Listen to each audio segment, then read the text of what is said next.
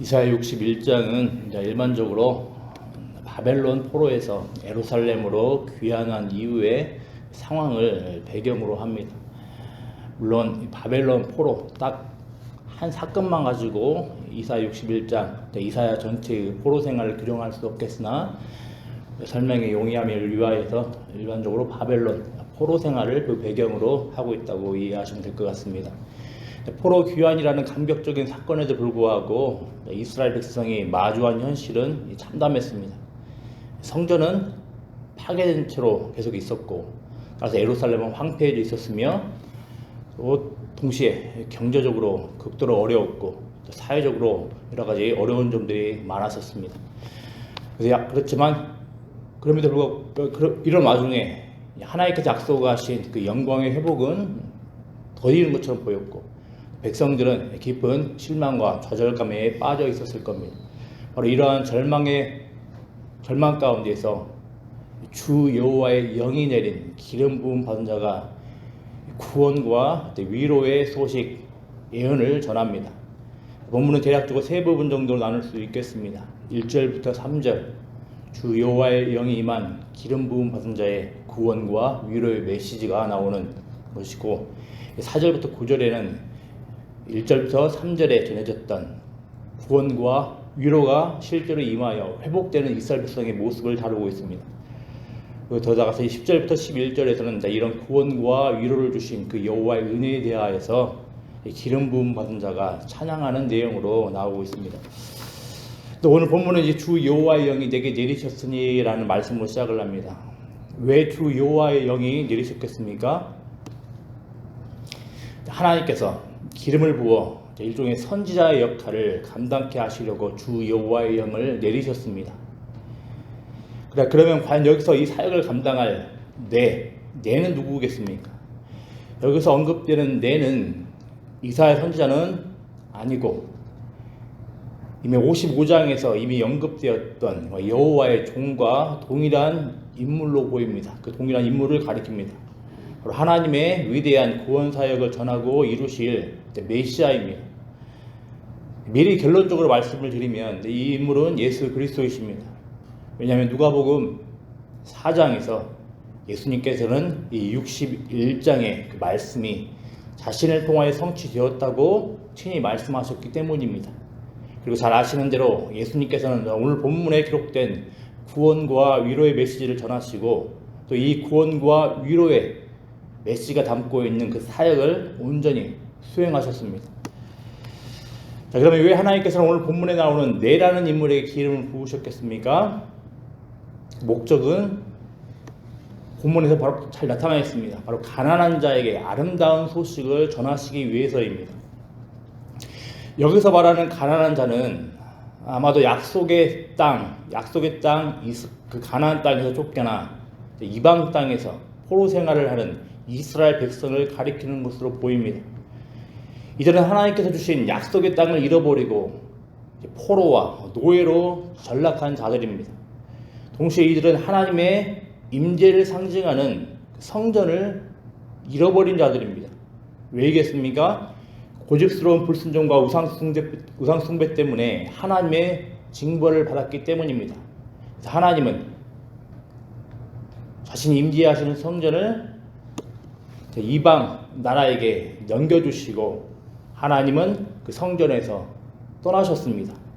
그래서 이들은, 이스라엘 백성들은 하나님을 잃어버리고 하나님의 임재를 잃어버리고 살아가는 그런 모습과 같습니다. 그래서 이들은 물리적인 약속의 땅도 땅이지만 영적으로 가난한 상태와 같은 겁니다. 하나님의 임재를 누리지 못하기에 그렇습니다. 그래서 이 가난한 이스라엘 백성에게 아름다운 소식은 무엇이겠습니까? 다른 게 아니라 포로에서 자유케 되어 약속의 땅으로 돌아가 사는 것이 바로 이들에게는 가장 좋은 아름다운 소식인 겁니다. 다시 하나님의 성전을 재건하는 겁니다. 하나님의 성전이 회복되는 것이 이들에게는 가장 아름다운 소식인 겁니다. 다시 하나님의 임재를 누리며 살아가는 하나님 백성의 그 지위가 회복되는 것이 이들에게 있어서 가장 아름다운 소식인 겁니다. 주 여호와의 영이 임하여서 기름 부음 받아 선지자의 직무를 감당하는 선지자로 보이는 이 선지자 직무를 감당하는 이 선지자는 바로 이런 가난한 자에게 아름다운 소식을 전하는 겁니다. 이 선지자처럼 보이는 이 인물은 물리적 포로, 노예 상태, 본질적으로는 영적 포로, 영적 노예로 전락하여 마음이 상한 자들을 고치며 이들에게 자유를 선포하며 이들에게 노임을 선포하도록 기름 부어진 것입니다. 따라서 2절에서는 포로, 노예의 회복을 다루며 잃어버린 땅을 다루는 희년의 규례가 반영되고 있는 겁니다. 바로 하나님의 은혜의 해와 우리 하나님의 보복의 날이 나오고 있습니다. 잘 아시는 대로 안식년은 자신의 백성에게 안식과 샬롬을 주시고자 하시는 하나님의 은혜의 규례입니다. 그리고 이 안식일 규례의 은혜를 담고 있는 규례가, 절정으로 담고 있는 규례가 바로 희년의 규례입니다. 모든 것이 회복되며 모든 것이 제자리로 돌아가는 것을 담고 있는 그 절정의 규례가 바로 희년의 규례인 겁니다. 이 희년을 가리켜서 바로 은혜의 해라고 이야기를 하는 겁니다. 동시에 이 은혜의 해가 임했을 때 동시에 이 이스라엘 백성들을 압박하고 괴롭히던 자들에게는 동시에 보복이 임하는 겁니다. 그래서 구원과 보복이 동시에 나타나는 겁니다. 바로 이렇게 이 기름 부음 받은 자는 이스라엘 백성에게 희년의 규례가 반영된 구원과 위로의 메시지를 전하고 있습니다. 그래서 이스라엘 백성들은 이 구원과 위로의 메시지, 그리고 이 메시지가 성취되는 그 사역을 통하여서 이제 무엇을 경험을 하겠습니까? 바로 참된 위로를 경험을 할 것입니다. 이 참된 위로가 이루어지는 모습을 이제 3절에서는 여러 가지 모습으로 언급되고 있습니다. 더 이상 이들에게는 뭐가 없습니까? 슬픔이 없습니다. 그리고 극도의 우리 그 비참함과 애통함을 상징하는 죄가 더 이상 어울리지 않습니다. 오히려 이들에게는 화관과 기쁨과 찬송의 반응이 어울리는 겁니다. 더불어 이들은 의의 나무, 여호와께서 심으신 영광을 나타낼 자라고 일컬음을 받을 것이라고 합니다. 이사야 5장 7장에서 이스라엘은 하나님이 심으신 포도나무로 일컬어졌습니다. 이들은 하나님께서 의도하신 포도나무의 열매를 맺지 못합니다. 하나님께서 이스라엘에게 의도하신 것이 무엇입니까? 정의와 공의입니다. 하나님의 의입니다. 의로운 모습입니다. 근데 이스라엘 백성들은 공의 대신에 불의의 열매를 맺었습니다. 그럼 이제 포도나무인 이스라엘은 어떻게 됐겠습니까? 하나님께서 의도하신 열매를 맺지 못했으니까 어떻게 되겠습니까? 뽑히고 제거되는 게 맞습니다. 그래서 실제로 이스라엘은 하나님의 징벌을 받아 그렇게 되는 것처럼 보였습니다. 그렇지만 오늘 본문에 따르면 하나님께서 의도하신 열매를 맺지 못했던 이스라엘을 회복을 하신다고 합니다. 포도나무와 같았던 이스라엘을 회복하신다고 말씀을 하십니다. 그래서 원래 하나님이 의도하신 의의 나무가 되게 하신다고 하는 겁니다. 이처럼 기름 부음 받은 자는 가난한 자에게 이런 아름다운 소식을 전합니다. 그렇지만 잘 아시는 대로 이렇게 포로에서 벗어나 예루살렘으로 귀환한 이스라엘 백성들은 어떻게 됩니까? 그렇게 귀환하여서 그렇게 아름답고 멋진 복된 삶을 계속해서 영위를 합니까? 그렇지 않습니다. 다시 이방 나라의 포로가 됩니다. 계속해서 의의 나무의 모습을 보이지 못합니다. 즉 이스라엘 백성들은 완전한 자유, 완전한 안식, 완전한 회복을 경험을 하지 못하고 계속 살아가는 겁니다. 왜 그렇습니까? 성경에서는 이에 대한 이유를, 본질적인 이유에 대해서 이렇게 말을 하라 합니다. 죄의 삭은 사망이에요. 무슨 말이겠습니까? 본질적으로 오늘 본문에서 말하는 가난한 자의 실체는 죄의 노예, 죄의 포로라는 겁니다. 참으로 감사한 건 앞서 언급한 것처럼 누가복음 4장에서 이 아름다운 소식이 예수님을 통하여서 성취되었다고 합니다. 바로 예수님의 십자가의 죽으심과 부활을 통하여서 하나님 앞에서 본질적으로 영적으로 가난한 자, 즉 죄의 포로, 죄의 노예였던 자들에게 참된 위로, 참된 구원의 길이 열렸다고 이야기를 합니다. 하나님의 형상으로 지음받은 존귀한 피조물인 사람이 비참해질 때가 있는데 그것이 무엇이겠습니까?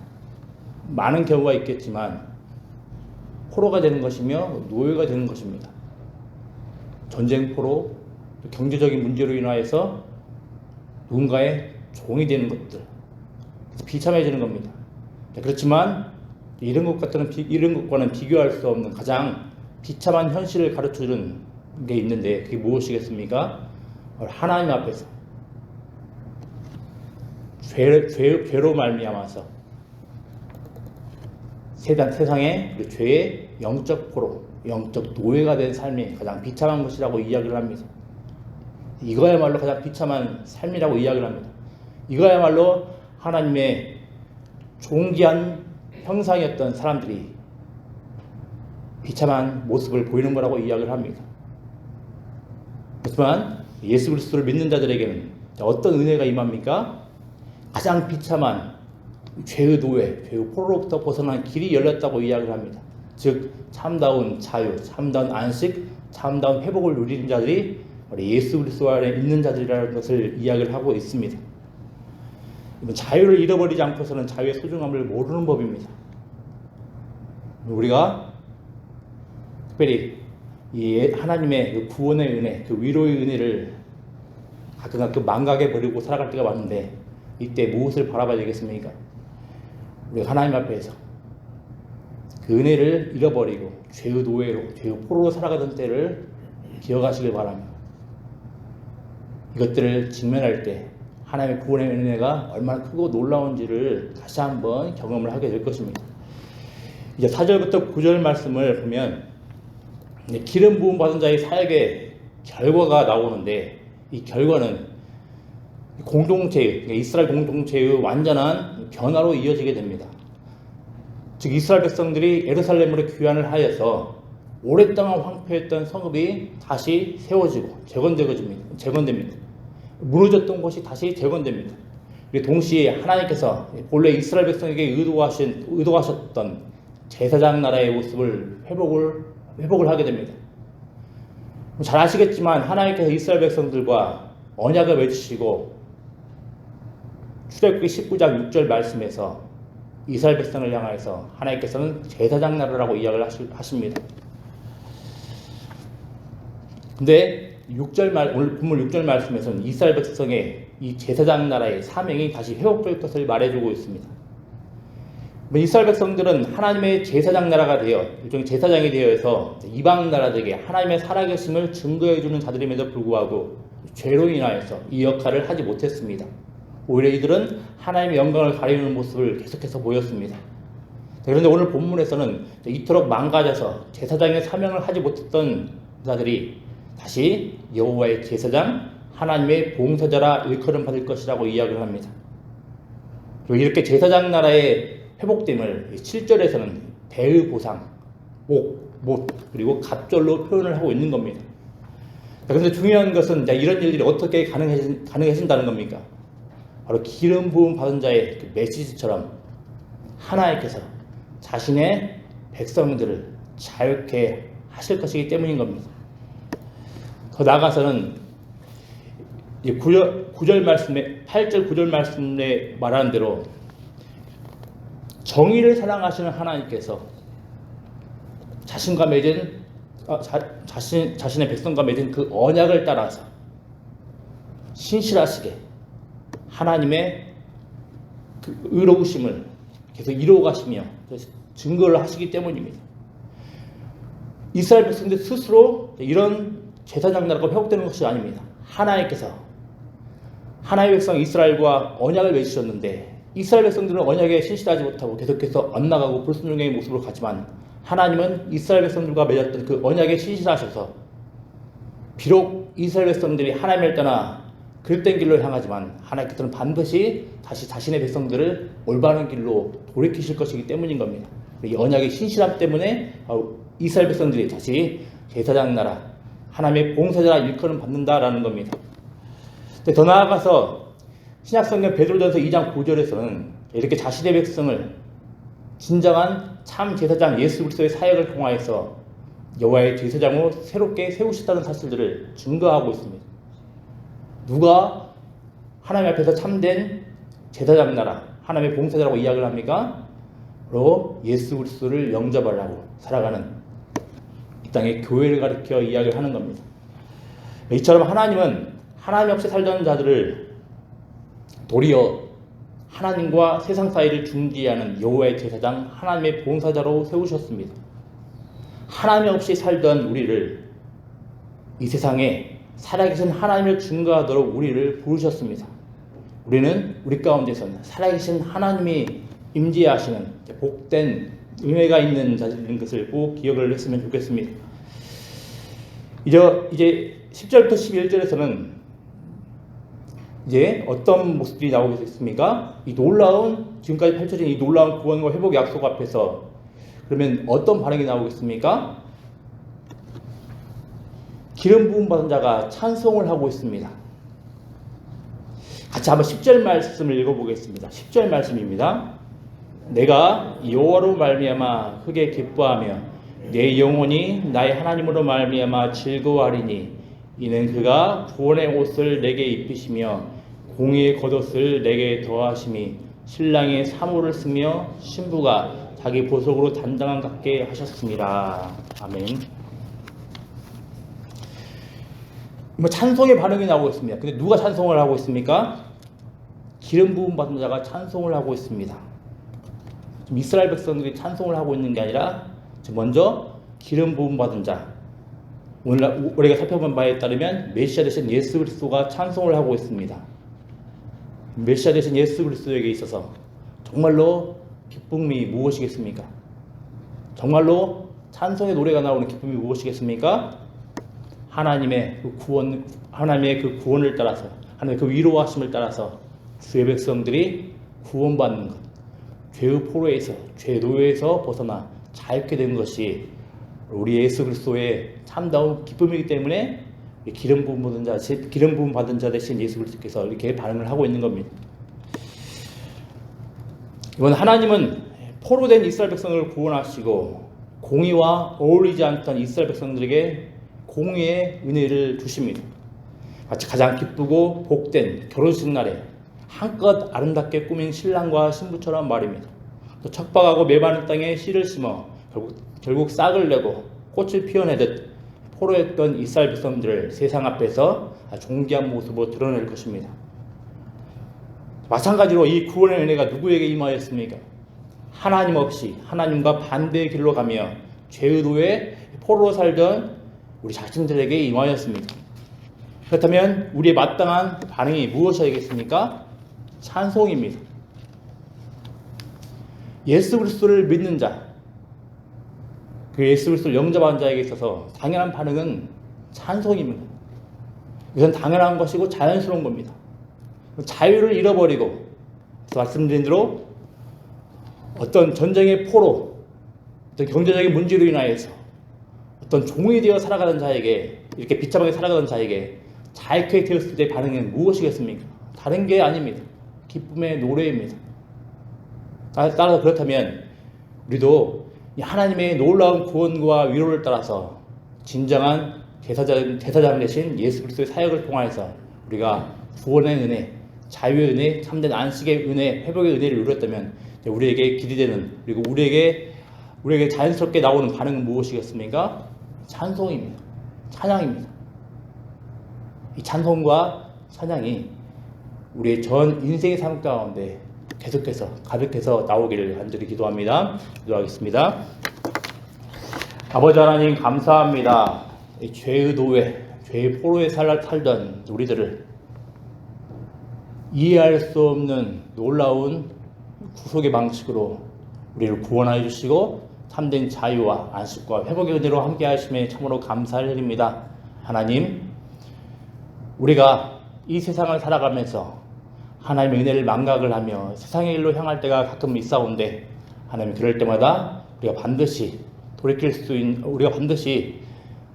우리를 구속하여 주신, 특별히 죄의 노예, 죄의 포로에서 구속하여 주신 놀라운 예수 그리스도의 구속을 돌아볼 수 있도록 은혜를 하여 주시길 소망합니다.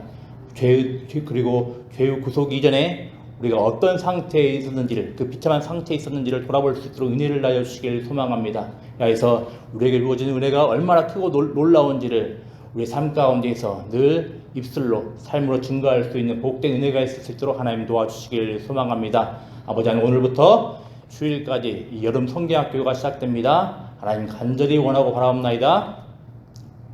본질적으로 우리 어린 영혼들 또한 하나님 없이 하나님의 반대의 길로 향하던 자존심을 기억할 수 있도록 은혜를 다해 주시고, 우리 어린 영혼들에게 하나님께서 예수 그리스도를 통하여서 예비하신 복되고 놀라운 위로와 회복과 자유와 안식의 소식을 우리 친구들이 받아 누릴 수 있도록 은혜를 다해 주시기를 소망합니다. 비록 어려서 지금은 온전히 이해할 수 없지 못한다 할지라도 하나님께서 하나님의 선한 은혜를 따라서 때를 따라서 그들에게 참된 위로의 메시지, 참된 구속의 메시지가 이제 10년 가운데 꿰뚫어질 수 있도록 하나님 복의 복을 다하여 주시옵소서. 감사드리며 예수님의 이름으로 기도드리옵나이다. 아멘.